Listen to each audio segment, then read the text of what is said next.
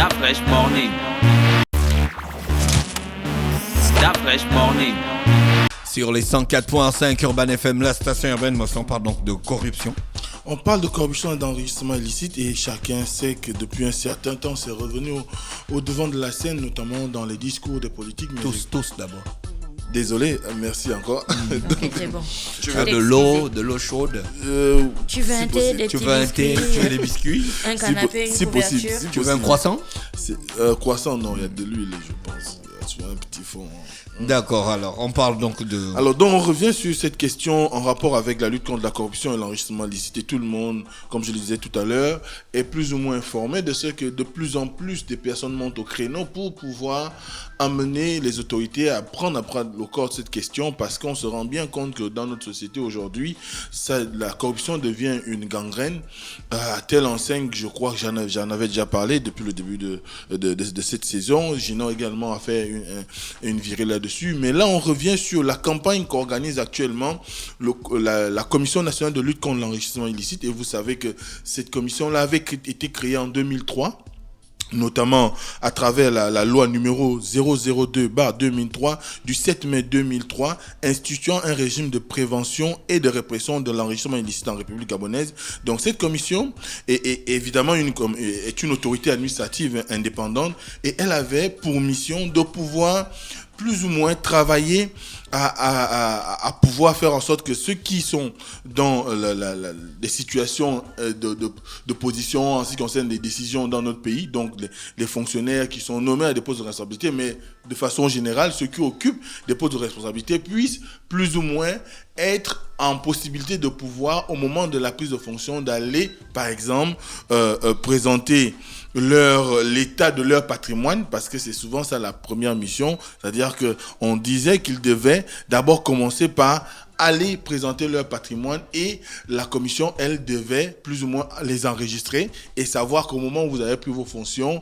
voilà ce qui vous revenait de droit et quand vous partez, voilà ce qui vous revient également de droit. Est-ce qu'il y a eu des abus ou pas? Comment justifier tel ou tel excédent qui se retrouve au niveau en comparatif avec les émoluments que vous aurez reçus pendant le poste que vous avez eu. Donc, en gros, les missions premières de cette commission sont de procéder aux investigations et aux consultations pour pouvoir plus ou moins on va dire, prendre un individu ou décider de pouvoir arrêter un individu qui serait victime de malversation. Mais ce qui est sûr, c'est qu'aujourd'hui, il y a un travail qui est engagé, notamment depuis quelques jours, on a pu voir il y a quelques temps le président de cette commission qui a été reçu par le chef d'État à qui on a donné un certain nombre de missions. Et nous, depuis un certain temps, on constate qu'il y a un travail de fond qui est désormais engagé.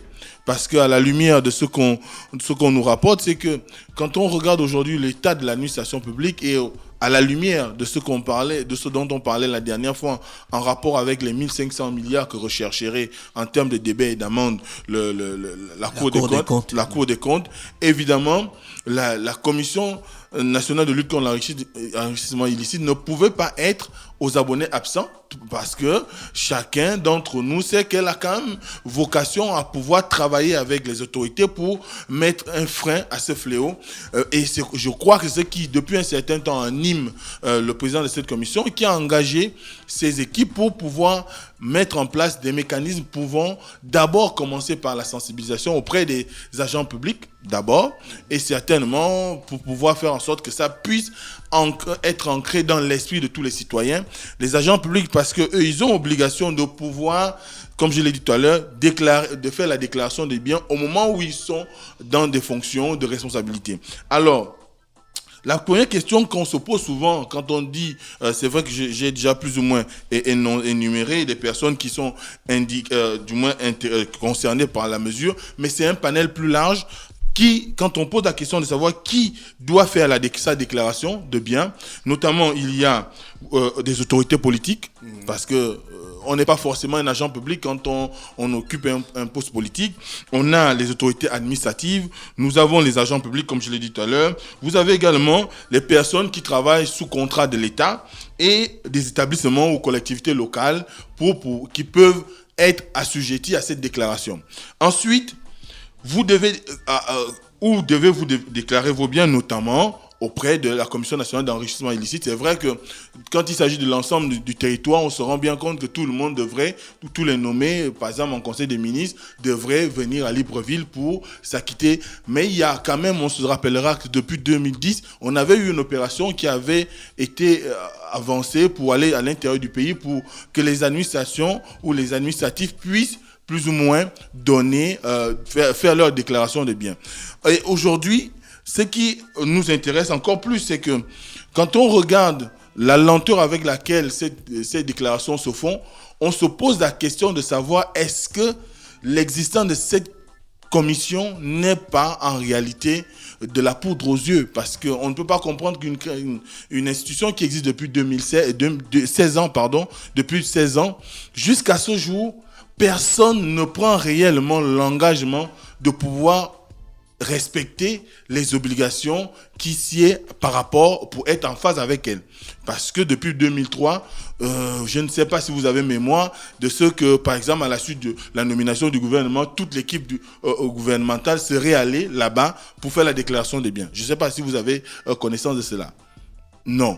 Ensuite, est-ce que vous avez eu connaissance de ce que ceux qui, depuis 2003, ont bénéficié des nominations en ce qui concerne la gestion des administrations publiques, est-ce que certains se seraient déclarés auprès de cette commission? Jusque-là, je n'ai pas connaissance, et c'est ce qui pose problème aujourd'hui, parce qu'on a comme l'impression qu'on a créé une entité qui existe, qui a forcément un fonctionnement, qui depuis pratiquement 16 ans travaille à faire en sorte que la corruption soit quelque chose qui n'est plus à essaimer dans notre pays. Mais malheureusement, on se rend bien compte que ceux qui sont censés jouer le jeu ne jouent pas ce jeu.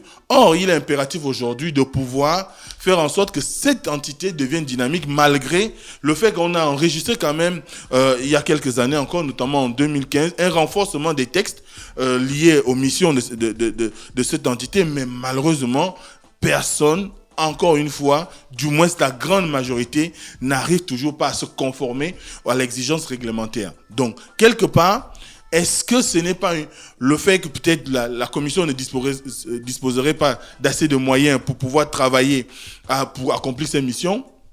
C'est la question. La deuxième chose, est-ce qu'ils disposent du personnel requis pour pouvoir couvrir l'ensemble des administrations, notamment à l'estuaire ou encore dans tout le pays? Ça peut être une problématique. Et aujourd'hui, est-ce qu'il n'y a pas aussi le fait qu'il pourrait manquer une réelle stratégie de communication ou de sensibilisation auprès des populations pour que chacun puisse désormais prendre cela comme une habitude qu'on devrait désormais exécuter à chaque fois que nous sommes nommés? C'est aussi une interrogation qu'on peut se poser. Mais à toutes fins utiles, c'est qu'aujourd'hui, quand on regarde un tout petit peu l'environnement, on a comme l'impression que les administratifs ne jouent pas leur jeu. Et ça affaiblit la capacité à pouvoir s'étendre sur le terrain de cette entité. Sérieux? Comment? Sérieux. Ça fait combien d'années que les gens déclarent leurs biens? Qu'est-ce qui ressort? La Cour des comptes a ressorti son point, non? Le CNLEI machin. Est-ce qu'ils ont ressorti leur point jusqu'à aujourd'hui? Est-ce qu'on sait exactement les personnes? Parce que il y a des gens qui déclaraient leurs biens, qui déclarent après 3 ans. Tu dois encore déclarer. Est-ce qu'ils ont fait un point un jour? Et puis parlant d'enrichissement illicite, Mosley, même sans déclaration, dans ce pays, comme on disait dans la rubrique d'hier, non, d'afresh ou d'avant-hier, on sait très bien des gens qui sont partis d'une petite voiture à tout un parc automobile. On dirait que tu es déjà un concessionnaire. Ça, c'est le point numéro 1. Le point numéro 2. Leurs actions de sensibilisation sur les déclarations de biens, c'est encore de l'argent qui va sortir. Parce qu'après, on fait ça à Libreville, là, cette sensibilisation. Après, il faut aller à l'intérieur du pays. Il faut faire le tour du Gabon. Pour quel résultat exactement? Récupérons d'abord les 1500 milliards de la Cour des comptes. La commission dit quoi sur ça? Est-ce qu'elle dit que c'est faux? Est-ce qu'elle dit que c'est vrai? Elle dit quoi, la commission? Oui, il ne peut pas dire que c'est faux. C'est pas... Ah non, c'est la Cour des comptes qui a déclaré. C'est la Cour des comptes qui a déclaré le montant qui est dû. Mais si la Cour des comptes déclare, Dafresh, et que la Commission nationale de lutte contre l'enrichissement illicite est là, elle observe, c'est qu'elle vient dire qu'on soutient ce que la Cour des comptes dit, parce que dans nos chiffres aussi, ou dans nos données, dans nos enquêtes, on a remarqué aussi la même chose. Elle appuie. Est-ce que la commission Est-ce que les deux entités travaillent en synergie? Alors que c'est ce qui aurait dû être fait. C'est clair. Est-ce que c'est aussi une question? Est-ce que les deux entités travaillent en synergie? Est-ce qu'il y a un partage d'informations? C'est des choses Parce qu'on sait, par exemple, que la Commission nationale de lutte contre l'enrichissement illicite bénéficie d'une certaine autonomie, donc d'une indépendance. Elle peut s'auto-saisir d'un certain nombre de dossiers. Maintenant, est-ce que la Cour des comptes et cette commission communiquent? Est-ce qu'il y a possibilité de faire en sorte qu'il y ait, on va dire, transmission des dossiers de la Cour des comptes à la commission? On ne sait pas. Mais la commission devait d'abord faire quoi? Juste enregistrer la déclaration des biens. Oui, c'était juste ça. La commission, au départ, c'est ça. C'est enregistrer vos biens. C'est tout. Ensuite, si vous vous êtes déclaré, si vous avez eu à présenter votre patrimoine, mais donc on n'aurait pas eu besoin de ce genre d'entité. La Cour des comptes pouvait bien faire ça, ou bien un département de la police administrative, je pense. C'est certainement ce qui ne passe pas bien dans l'esprit des Gabonais, parce qu'on se demande s'il faut juste être une caisse d'enregistrement où on déclare ses biens et on vous surveille le temps que vous êtes en fonction. Si vous faites 3 ans, normalement... Tu as déclaré tes biens. Tu es venu avec la boîte de sardines. Te voilà, tu retournes avec 4 sacs de maquereaux. Normalement, la Cour des comptes, la commission devrait... Une mutation de poisson, la commission devrait te suivre. La commission devrait suivre ton dossier, faire des investigations pour savoir s'il y a eu enrichissement illicite ou pas. Si l'argent qui vous a permis d'acheter les boîtes de sardines plus des sacs de riz à foison, est-ce que si cet argent ne vient pas par exemple de vos émoluments, donc de votre traitement, donc la solde, ou encore que cet argent viendrait des circuits obscurs. Donc elle devrait faire ce travail. Mais je crois qu'elle est restée aussi dans un esprit où personne ne se déclare chez moi. Je vais commencer à attaquer qui? Comment je fais pour savoir quel était le patrimoine de départ d'un individu? Est-ce que je connais forcément le nombre d'affaires que cette personne dont dispose cette personne sur l'ensemble du territoire?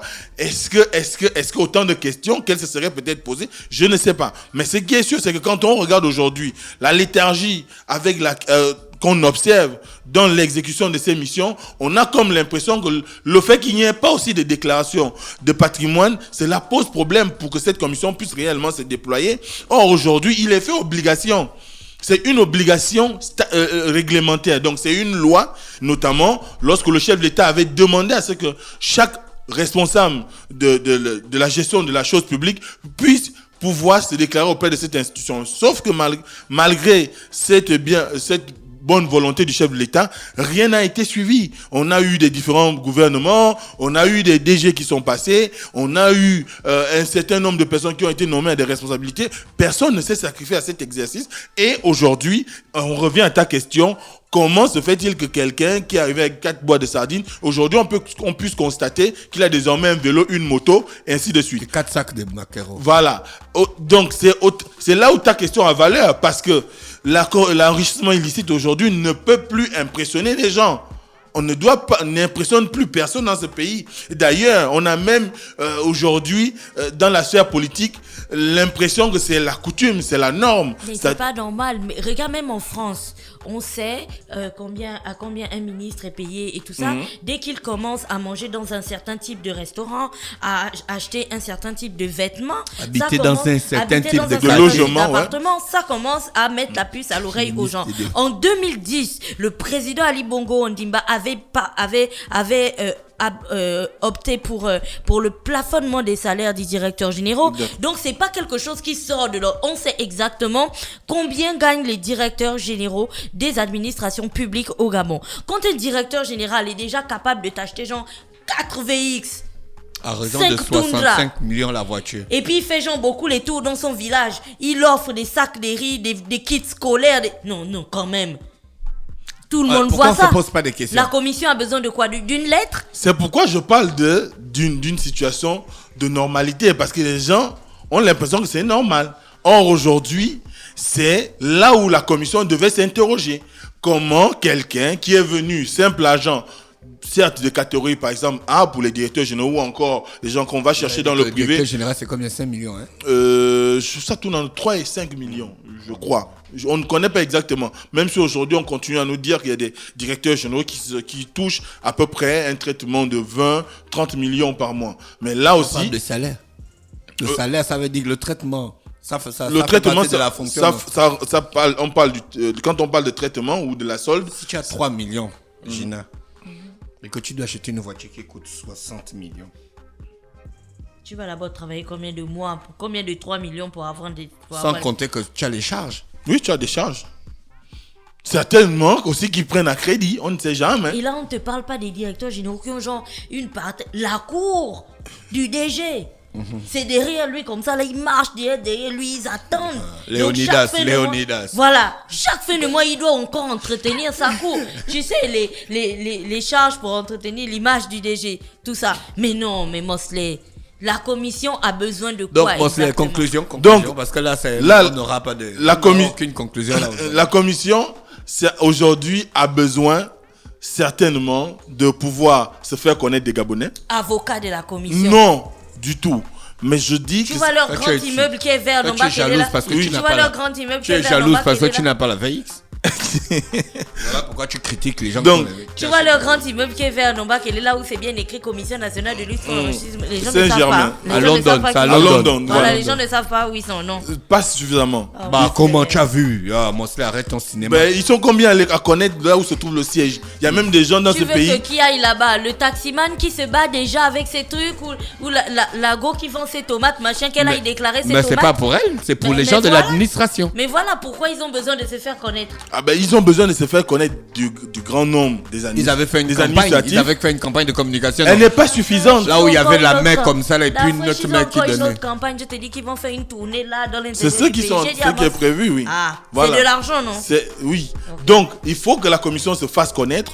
Il faut que la commission puisse c'est la vider, jalousie, hein. voilà, vider un certain nombre de dossiers. J'assume. Des Il dossiers y en a marre. qui sont aujourd'hui en suspens parce que je me rappelle qu'à une certaine époque, le monsieur Lemono, lorsqu'il était président de cette commission, avait fait savoir qu'il y avait un certain nombre de dossiers qui ont été déposés au parquet. Est-ce que ces dossiers ont prospéré? Est-ce que ce sont ces personnes qui sont en débat à la Cour des comptes? Mais toujours est-il qu'il nous faudrait des exemples aujourd'hui. Il faudrait que la commission puisse sévir à commençant par les entités qui sont les plus en main d'être sous le coup de l'obligation, parce qu'aller commencer par un chef de service alors que vous avez un ministre, un premier ministre qui ne l'ont pas fait, ça on ne montre pas l'exemple. Il faut d'ailleurs que les autorités en tête desquelles le premier ministre puisse montrer l'exemple en allant se faire la déclaration du patrimoine auprès de cette commission, et peut-être qu'il y aura un effet qui va suivre et qui fera que tous les administratifs, tous ceux qui sont concernés par les missions de la Commission nationale de lutte contre l'enrichissement illicite vont se rendre compte qu'il y a un changement de paradigme, parce qu'une chose est de rester dans le discours, mais une autre chose est de passer à l'acte, et parfois les actes arrivent à convaincre mieux que les paroles. Donc dès cet instant, il faut que le gouvernement montre qu'il est prêt à travailler avec cette commission, qu'on ne soit plus dans la situation où on avait vu le ministre Onkea, le chargé de l'enrichissement, la lutte contre la corruption, faire une déclaration et se rebiffer quelques semaines après. Sinon, ça va toujours porter préjudice. Sinon, on aura toujours l'impression que la situation qui est celle qui est actuellement en vigueur dans l'administration, notamment les quotas à payer, les saluts de képi et consorts, c'est encouragé par les politiques ou que c'est encouragé par le gouvernement. Il faut que le gouvernement soit le premier à montrer l'exemple pour que l'ensemble des administratifs puissent suivre et que finalement, on puisse réellement mettre hors de chez nous la corruption. Merci Mosley qui était avec nous ce matin sur les 104.5 Urban FM, la station urbaine. Dans le Da Fresh Morning, René Ruth aussi est avec nous. René Ruth, bonjour. Da Fresh Morning.